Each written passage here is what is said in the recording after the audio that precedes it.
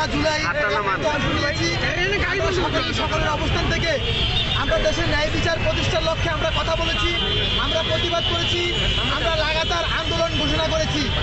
আপনারা জানেন আগামী 3 তারিখেও আমরা হাদি ভাইয়ের হত্যার ন্যায় বিচার প্রতিষ্ঠার লক্ষ্যে আমরা সারা বাংলাদেশ থেকে বিপ্লবী জনতাকে, বিপ্লবী তাহিদীকে আমরা ঢাকা শাহবাগে অবস্থান কর্মসূচির জন্য আমরা ঐক্যবদ্ধ হওয়ার জন্য ঘোষণা দিয়েছি।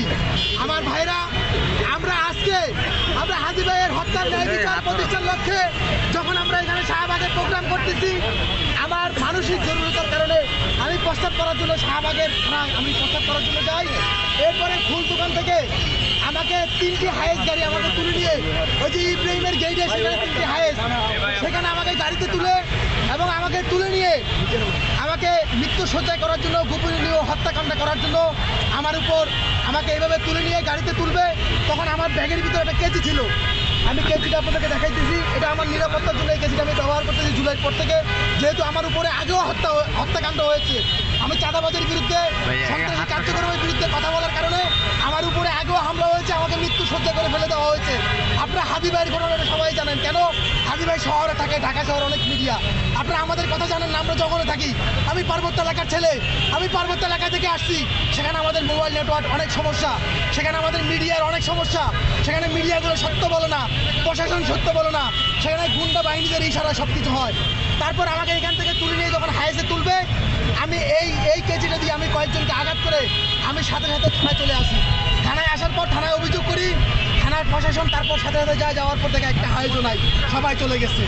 পরবর্তীতে আমি আপনাদের কাছে আসি, আবার আসার পরে আজকে আপনাদেরকে আমি এই কথাটা আমি আপনাদেরকে ক্লিয়ার করলাম। দেখেন, আমাকে যদি আজকে তুলে নিয়ে মেরে ফেলতো তাহলে হয়তো নাম হয়তো আওয়ামী লীগের। কেন? আমি একজন জুলাই যোদ্ধা, আমার সকল প্রুফগুলো আছে, সকল ব্যানারগুলো আছে। আমি জুলাই যোদ্ধা। জুলাই গণঅভ্যুত্থানের পরে আজকে 1 বছর আমি লাগাতার ফ্যাসিস্ট খুনি হাসিনার বিরুদ্ধে আমি আন্দোলন সংগ্রাম করে যাচ্ছি। তাহলে স্পষ্ট ক্লিয়ার, আমাকে যদি কেউ গুপ্তভাবে হত্যা করা হয় তাহলে এটার জন্য আওয়ামী লীগ দায়ী।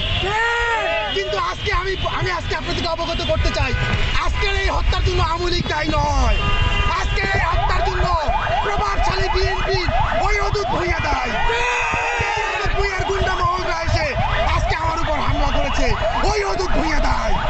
সুতরাং হাদি ভাইয়ের হত্যার জন্য যে দায়ী, সে যত বড় দলের গুন্ডা বাহিনী হোক, যত অর্থ সম্পদের মালিক হোক, যত গুন্ডা বাহিনীর প্রভাবশালী হোক, তার বিচার ব্যবস্থা নিশ্চিত করতে হবে। আমার ভাইরা, আজকে একটি কথা আপনাদেরকে স্পষ্ট করতে চাই,